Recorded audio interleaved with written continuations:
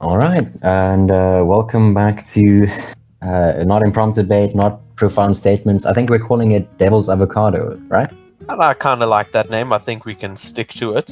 Yeah, We it's can sort of like yeah, claim it had to do with the, fruit of wisdom and everything. yeah. Oh, and like a devil's advocate. It's someone who What? plays both. That never even occurred to me. Oh yes. Anyway, so let's do the first topic, which is: should you impose your opinion on others? In brackets, in cases where evidence is not applicable, such as art, morality, and meaning. That or you should not try to bring people over to your point of view. Yeah, you should not impose your opinion on them. Can I open or do you want to open? You are welcome to open. Okay, so I think the reason you shouldn't do this is because in these things where evidence isn't really a thing, by definition, there is no objective truth and no way to so you could say then there's no way to determine what is truly right because there is no truly right thing there. So Well, the obvious argument to make then is that there's no reason for you to convince someone else of your viewpoint because their viewpoint is exactly equally valid, which is kind of not at all. But it does bring other advantages because while you can't say any viewpoint is wrong, you can say that trying to resist a certain person's lifestyle viewpoint or something that hurts them, and I think we can say that is wrong. sure. In a lot of cases because it's causing pain. You said now that you can't really sort of prove them wrong, but I would argue that first of all you can in two ways. First being if you've proven your competence, credibility, and critical thinking in similar areas, so then you've proven yourself to be credible, and therefore your opinion almost qualifies you slightly more. I would say that's a fallacy. What's the name for it? It's the fallacy of something to authority. Yes, That's a logical fallacy. But that actually brings me to the second thing, which is logical fallacies, which you can point out in their arguments if their arguments are circular or if they define things with negatives. For instance, if they say something is good because it is not bad, that's their opinion, but it's also a logical fallacy that you can point out despite there being any evidence for whatever the topic is. Right? Okay, so you're right. That is logical fallacies do play into it. Certainly in some cases, but I would say in the majority of cases, it does not. It boils down to a more core thing in a lot of cases. And yeah. More than that. Oh yeah, continue. Sorry. In that case, if it's the core thing, then you can at least try to impose your opinion, because then ideas flow, and ideas might open doors to new ideas, and you might challenge your own ideas in the process as well. And also, you can share what you've learned from your own experience. Yes, you can share, but I would say that can also be accomplished by open conversation without trying to actively convince people of a certain point of view. There's no, for instance, I've had a conversation with some very fascinating conversations about religion with some religious people, and neither one of us were trying to convince the other, but we still shared a lot of ideas and things like that. So I wouldn't say, and I would say that trying to convince someone is potentially a more, like I said before, hurtful, not in all cases, but in a lot of cases, hurtful way of communicating those ideas. And I also want to point out that doesn't necessarily mean everyone. If you're not trying to convince people, that doesn't mean you can't respect their opinions. For example, I'm not going to try and convince my grandmother that she shouldn't be religious, right? But that doesn't. I still close my eyes when she prays because before dinner, because that's just me respecting her opinion without trying to convince her. And I think that just hurts a lot less people. That boils down to basic respect. It's the same reason you take your shoes off when you go into a Japanese monastery, for instance. So that's just basic respect, but that still doesn't mean, just because you can still sort of respectfully impose your opinion. But I get what you're saying. There's a difference between a sort of militant imposition and just suggesting your opinion, or just saying it without being militant, a conversational opinion. Yeah. So I understand what you're saying there. One other thing that I just realized is that telling someone that they should not impose their opinions is very hypocritical, because that's an opinion that you're that is extremely hypocritical. Yes. Yeah. And then you highlighted you highlighted the fact that but you already said this, but the fact that surely when someone, say they have prejudiced views, then surely then you can impose your opinion. See, but that's the thing. We never know what prejudiced views is right or wrong, because there is no right or wrong about it, because it like differs from society to society. Yeah, culture to culture. And I guess it's a double-edged sword as well, as you said, because it could be your prejudice or your opinion that's the wrong one. Yeah. A good example for these situations to me is always gay people and gay marriage, because it's universally accepted to be a good thing now, basically.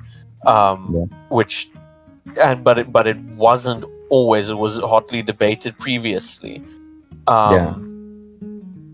Shoot, I completely lost my train of thought. I forgot what I was saying. I get what you're saying. And what I wanted to say to you is, even in the earlier that point you made, even with the conversational bringing up a topic, right, is it gets very annoying. For example, for gay people, for trans people, or something like that. If people keep bringing up in conversation that they're wrong about their, for example, very existence, that can still be exhausting. Whereas if people that don't agree with them just kind of respectfully go along with it without trying to convince them, I think that'll be easy on them. And this obviously goes both ways. I concede to that, because I understand that the difference between the militant imposition and having a conversation, or in this case, not harming the other person in the process of your idealistic impositions, your opinions. Okay. Yeah, so I concede to that point. Okay. Right. It is flip then. Time for so we toss coins and we flip sides. No, we switch sides, whatever. So I'm just going to assume we have a loyal following that watches every single episode, so they know exactly how things work. That's right. And hopefully that the whole point of this thing is that we debate both sides of the thing. And the previous week where we talked about should women have rights, I was thinking, I hope they get the point of this, is that you're supposed to argue for both sides. Anyway. Yeah. So I'm against, I'm against should you impose your opinions on others, and you open to all open arm. Well, okay, no, because you need to allow people to formulate their own opinions, and if you impose your opinion on someone, then that's your opinion. That even if they accept it, then that's still your opinion. It's not their opinion. And sorry, continue. This is a lot harder than I thought it would be on Discord. Continue. Also? Yeah? With the delay, it's a lot harder to not know when I'm interrupting you. Oh, no, that's fine. Yeah. Anyway, you had more to say? Yeah. Well, it's the second point, so you can you can debate the first point first. And I just wanted to say basically that I think that when you integrate an opinion into your own mind, that doesn't make it not your opinion, because everyone pretty much starts out as blank slates. Very few people properly form their own opinion with no background, arguably no one. Yeah, so fair enough, yeah. Yeah, because in that case, no one has any opinion of their own, which is Yeah, no, okay, fair enough. That was a stupid point, I guess, from my side. Well, then the other thing is, if you're having debates and arguments about opinionated pieces that are not evidence-based, would it not have been better spent debating topics that are beneficial and are provable and are disprovable?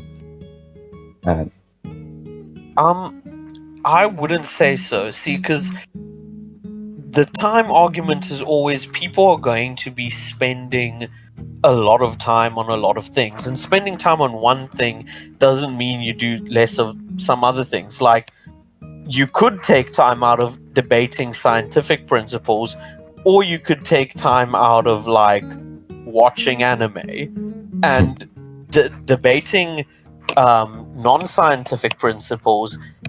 You can choose where that time comes from. It doesn't have to be taken from other scientific debates either.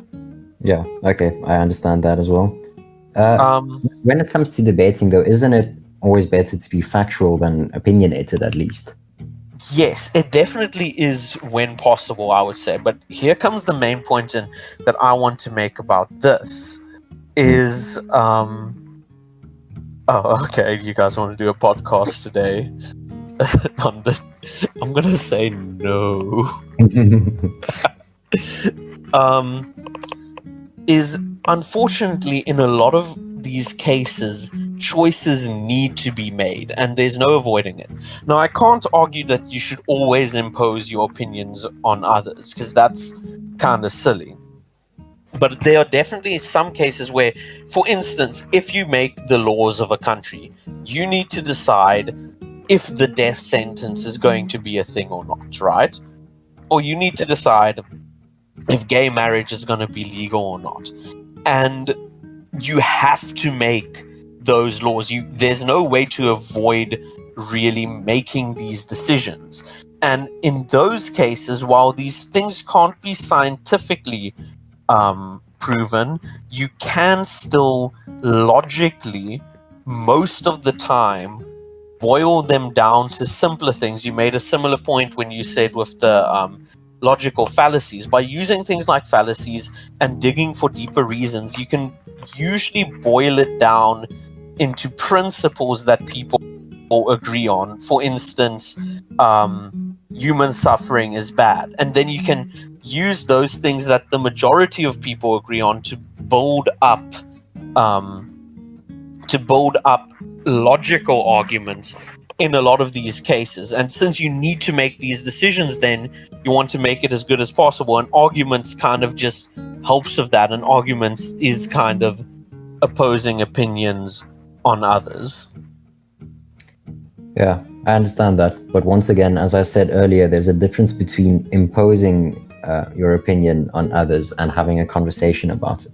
That, like I've been using the word militantly, imposing your opinion can make it seem like you don't care about other opinions, or you don't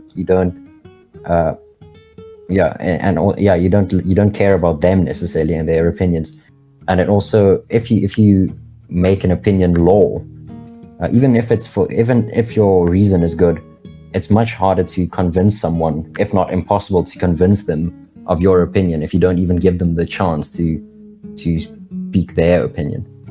See, that's the difference between the conversation and imposing an opinion. Yes, but the question wasn't should you militantly impose your thing. It's should you try to change people's minds.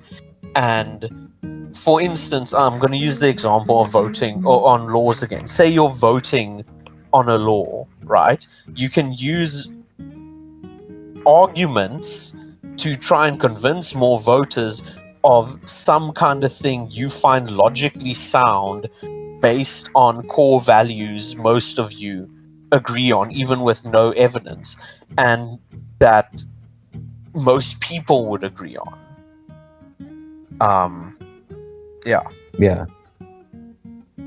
Okay, fair enough. If that's a bit of a change in the topic as I saw it. Then if it's the case of pretty much just having an opinion with the sense of more down the conversational line, or as you said, when you all arguing to set the laws, then yeah, of course that is necessary. But if it's the case where it's as I've been using this whole time, militant, then I would still say no. But so I would concede to the militant. Yes. I would concede to the militant thing. I don't think that militant rigidity in trying to get someone to your opinion is, you can't really defend that, I would say. Yeah. So I guess I half concede then. And I also half concede. Cool. So together we full concede. And I guess that this is the first time we actually reached a topic where we didn't actually, at the end of it, agree on one side. So it's still sort of ambiguous. I kind of like that. Yeah, I also like that. It's cool to see. Although we both agree it's ambiguous in kind of the same way. Yeah, whatever. But I'm sure we'll get to other topics that isn't the thing, and I can't wait for that. Yeah. Anyway, so the second topic is cannibalism bad? And I'll toss a coin, I'll throw the coin, I'll eat the coin. No, I won't eat the coin. Tell me how it tastes. Metallic. So, tails. I guess I'll go first this time, and that means tails I'm against. So is cannibalism... Wait, did you decide that afterwards? No, I decided that I'll be the one that goes first. But because it was tails, I'll be against. So I half decided. Right, sure. No, but I flipped the coin before I spoke. Anyway, so is cannibalism bad? I'm against that. So no, cannibalism is not bad. What if it's a life or death situation? For instance. I would say if it's a life or death situation, you still have to honor the dead person's wishes. Now, maybe there's like some person that would be okay with you eating their body after they're dead. Like, I would be okay with it, but I would say probably most people wouldn't be, and you kind of just need to respect that person's wishes, I would say, because he's not around anymore, but that's almost more of a reason to honor his memory. Fair enough. And I guess his family wouldn't be very happy if they find out as well. Yeah, right. Exactly. So even though he's dead, it's still almost his property in a way. And so he almost has control over it, I would say in a kind of moral sense. So you kind of need his permission to do that. And if you didn't get his permission beforehand, I would say that's not cool. Yeah, okay. I understand that. And I mean, as you said, under extreme, I guess this is sort of an extreme circumstance. And cannibalism isn't going to happen really under normal circumstances. Unless, what if it's lab-grown meat? What if we cannibalism then? Well, it's human lab-grown meat in this case. Yes, human lab-grown meat, but it was never living. So it has human genetic code, but it was never a person. Well, the cells are still living. Yes, but it was never part of a person. Sentient is what you're referring to. Yes. Yes. Well, sentient and human at the same time. Yeah, well, it's undeniably biologically human. In that case, what if you clone a person completely, all except the brain, and then you eat that? I would still... I wouldn't know if that was... According to the dictionary definition, yes, that would almost certainly be cannibalism. Just like eating a stillborn baby would be cannibalism. Oh, would it? Oh, okay. That's... Probably? Yeah, no, I think it will be. Yeah, so in my head, eating a stillborn baby is cannibalism. And in that case, eating a clone without a brain must be cannibalism. And I honestly, in a life or death situation, if you somehow have the reason to have reason that you can eat a clone but nothing else, I really can't make an argument against that. So that's going to be a very fast concede from me that there are some situations in which cannibalism isn't bad. All right. then I guess we'll switch. Do you want to start, or should I start? Do you want to start with against, or should I start with for? Let me start with against. So, okay.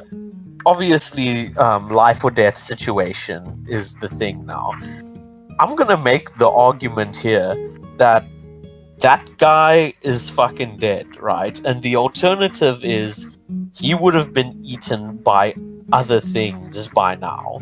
Now, if you're religious, you would say he's in heaven. So maybe then the body is still his property.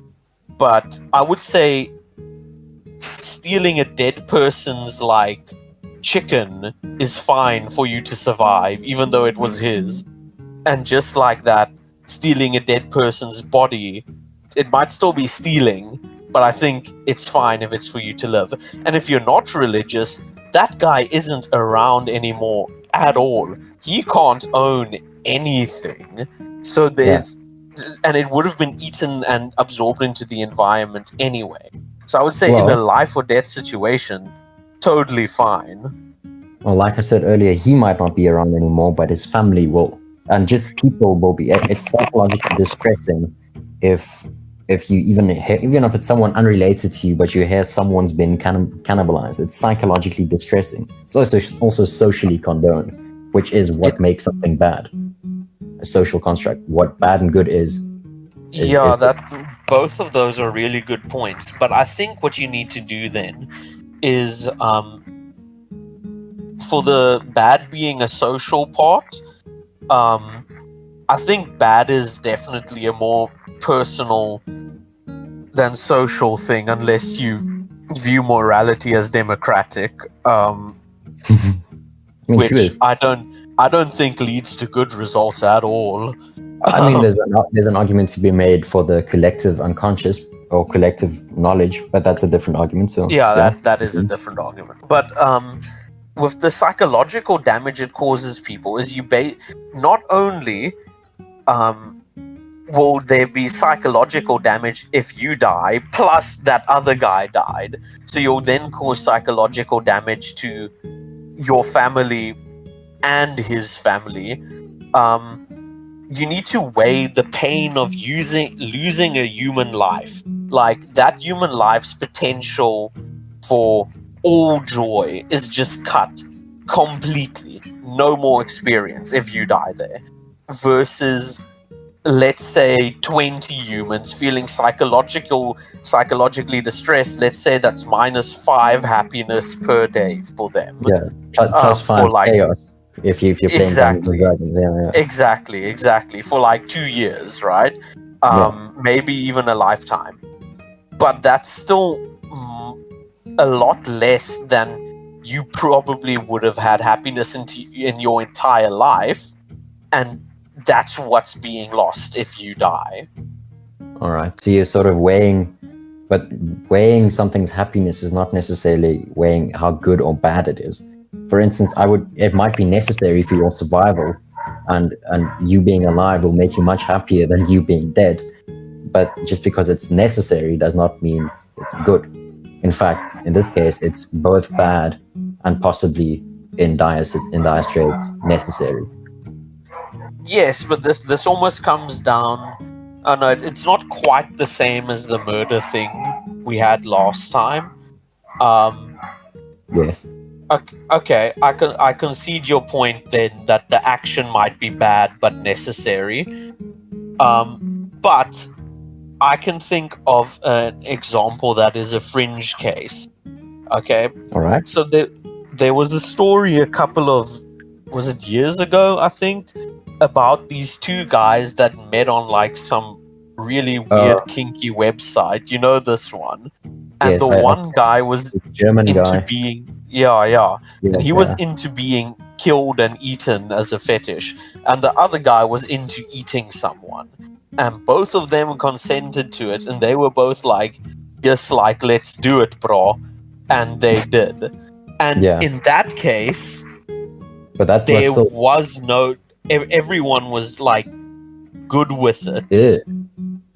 No, everyone was not good with it. If you look at the story, there was some serious social backlash on it, and it was people were freaked out.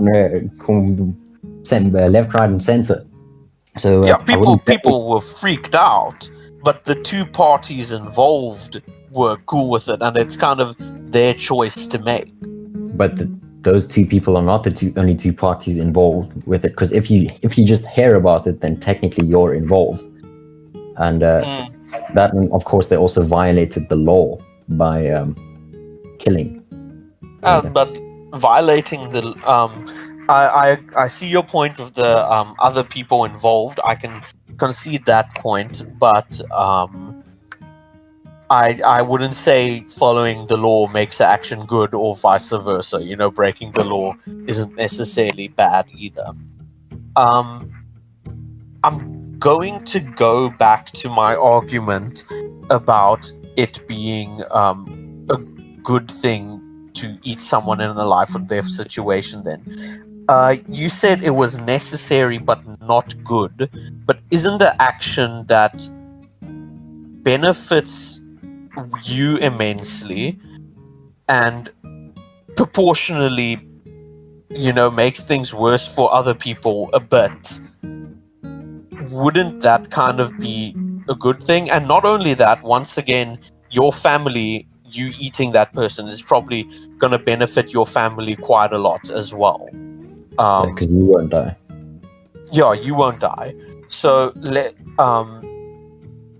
yeah, all right. and the other family will still be distressed even if you didn't eat that guy, because they, you know, he's still dead, right? So like I still think that the happiness versus suffering that it's bringing into the world is just balanced way in the direction of happiness, and that would make it good. All right, well, in that very particular extreme circumstance, it might be a good thing. But seeing as the topic is cannibalism bad, you can't use the extreme circumstance to develop the rule, now can you? So you can't say, yes, it's not bad, or rather, no, it's not bad, just because in some very extreme circumstances, it might be good. If the question then is, yeah, I see what you mean. But question then, what makes this different from what we did last time, where we talked about murder or how we interpreted it killing, which was still bad in the majority of cases where people killed other people, but there were some edge cases where it weren't.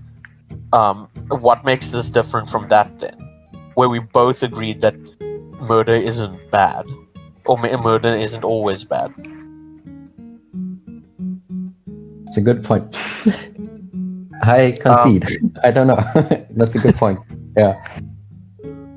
It's funny. I've conceded. It's funny. I can hear your dogs barking in the background, and my husky's also singing in the background here. It's not even our dogs. It's the neighbors. Well, tell the neighbors they should stop barking. Oh, my dad tries that every morning. It doesn't work. Yeah, especially when they shit on the lawn. It's so weird. My neighbor's dogs do that on our lawn. They get in the garden. Nice. That's fun. No, it's not. You should just fling it back. I mean, I do not endorse this type of behavior at all. But you should just fling it back. Yes, and then piss on their lawn to you know, property and everything. Yeah, they make it an eye for eye type of situation. If they shit on the line, or make it a Hydra type situation. One shit this way, you get two shits back. Yeah, I throw theirs back at them and I shit on their lawn. That's the spirit. Exactly. I think we've handled this. Thanks for your advice, man. I'm gonna implement this right after the podcast. Yeah, is that what this is? Is this a podcast? Anyway, so let's... I would say so, yes. I guess it is. The next topic is... Some questions are best left unanswered. So I'm gonna levitate the coin quickly, and it lands on heads, so you are for it. So well, you're not very good at levitating, are you? Levitate and stop levitating, and it landed on heads. So you're for that some questions are best left unanswered. Okay. Okay, you want to open or should I open? I'll open, sure. So I'm against that some questions are best left unanswered. I see value in truth.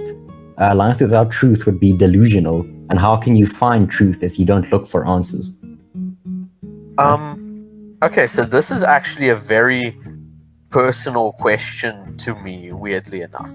But luckily I'm arguing not that questions should be unanswered in general, but that some questions should be unanswered.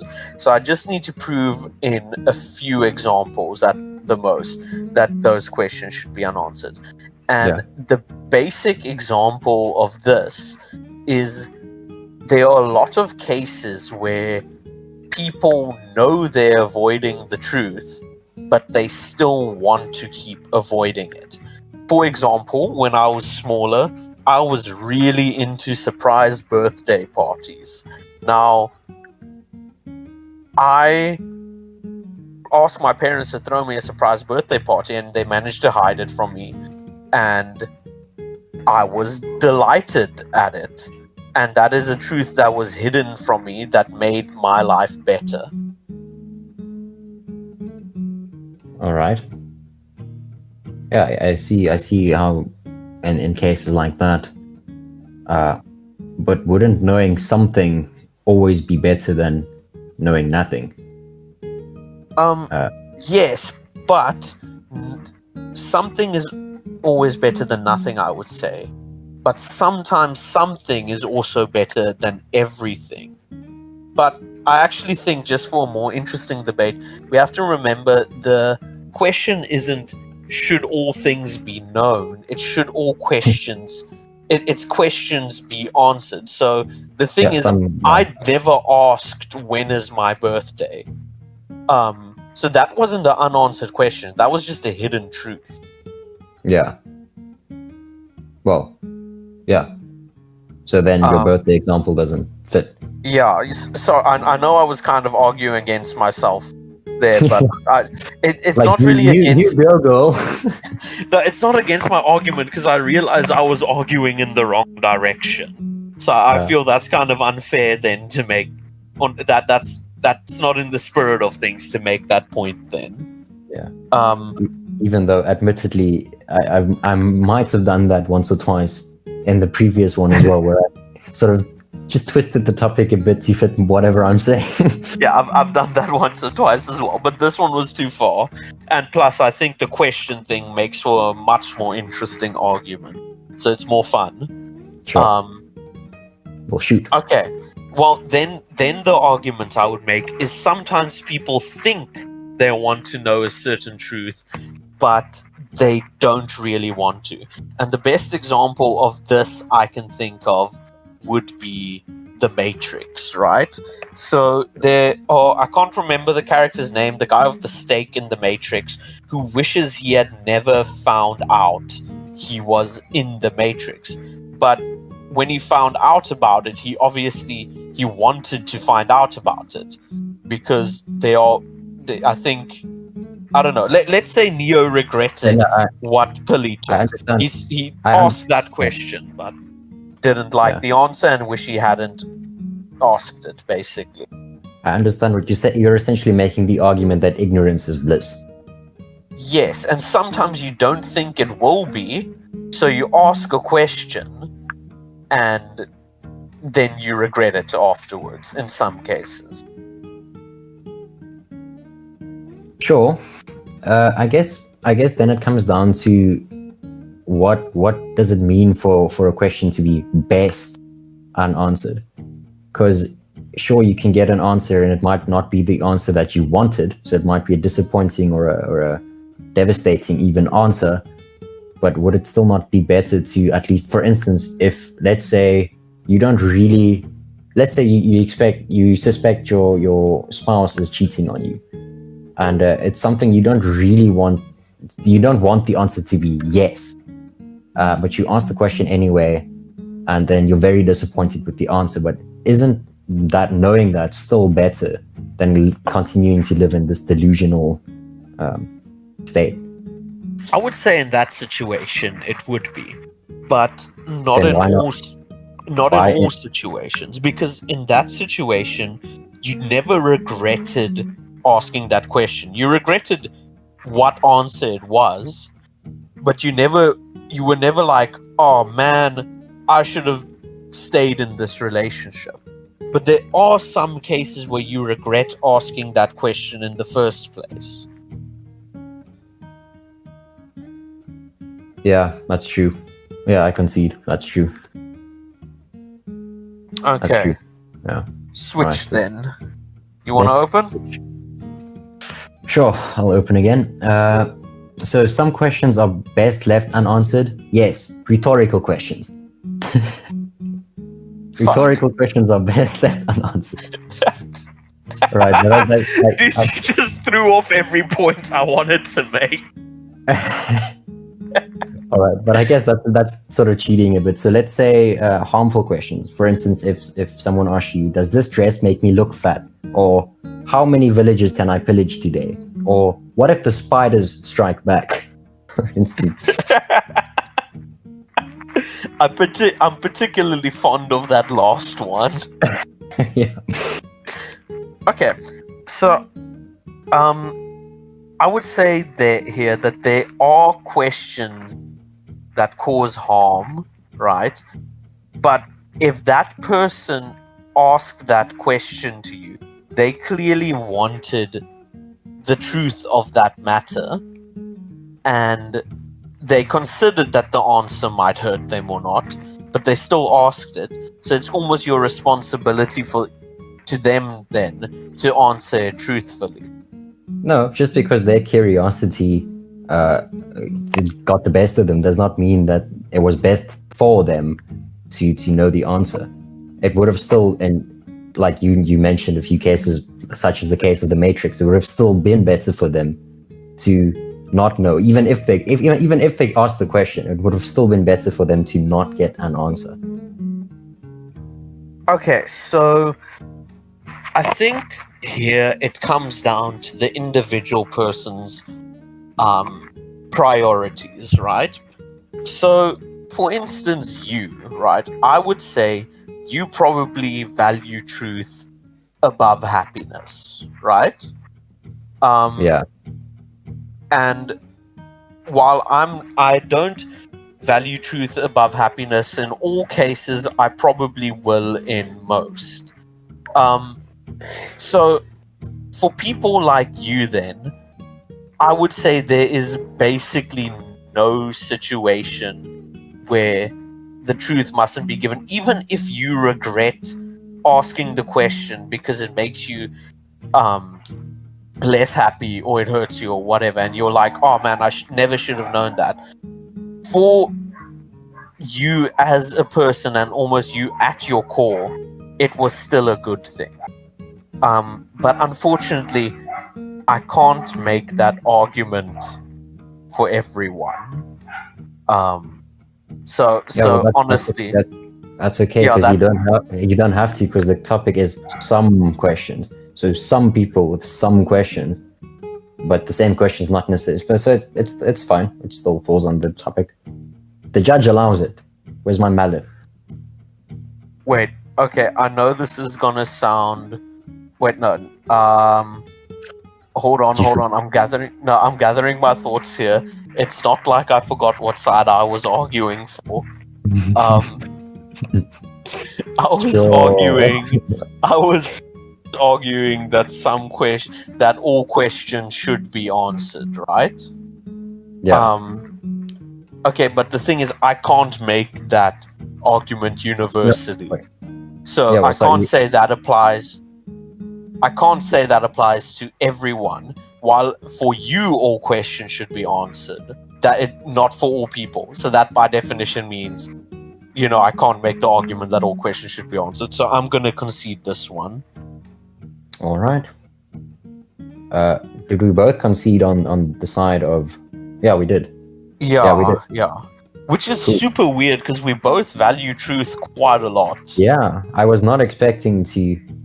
Yeah, that's interesting. I was really. Yeah, me neither at all. I was not expecting that result. That's interesting. Huh. Yeah, this is what makes it fun, because this is kind of like, it's like the debates we have in person a lot as well. It usually makes me think of stuff in different ways, and I think I've changed my mind about this specific topic. That's really interesting. Yeah, that was unexpected.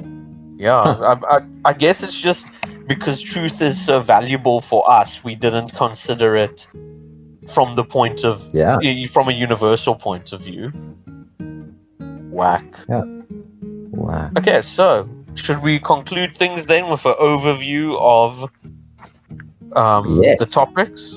Yes, I think that's a good idea. So let's start. So, should you impose your opinions on others? In the case of the evidence, kinda. Sometimes, not as long. I think we basically concluded: don't be a dick about it. Yeah, in scientific terms, yeah. Yes, exactly. The second one was: is cannibalism bad? We concluded that it wasn't bad. I think, right? I think we concluded because of the same that it was bad, actually. But did we? Yeah, I think we concluded that it was bad. We'll listen to it later and figure it out. Because I remember with my comparison to the murder thing. Anyway, but yes, that's a good point. Yeah, I guess we concluded that it wasn't always bad. Whatever. Yeah. I'm sure. But it is mostly bad. I'm sure both our viewers are very clever and they can figure it out. And with both our viewers, I mean you and I. Yeah, I was going to say, wow, you have really high hopes for this podcast. Or for the show, or whatever. And thirdly, not all questions should be answered, which is by far the standout topic of the day, I would say. Yeah, it's like our consensus on that really surprised both of us. Yeah, which is, I would actually have thought that one of us would change the mind of the other one, but I never would have thought both our minds would be changed on the same topic. Yeah, that's so really cool. Yeah. I love that this happened, because it shows the potential of forcing yourself to argue for the other side. Yeah, definitely. Anyway, let's conclude this. Okay, then. Goodbye. Cheers, and see everyone never, because this is audio only.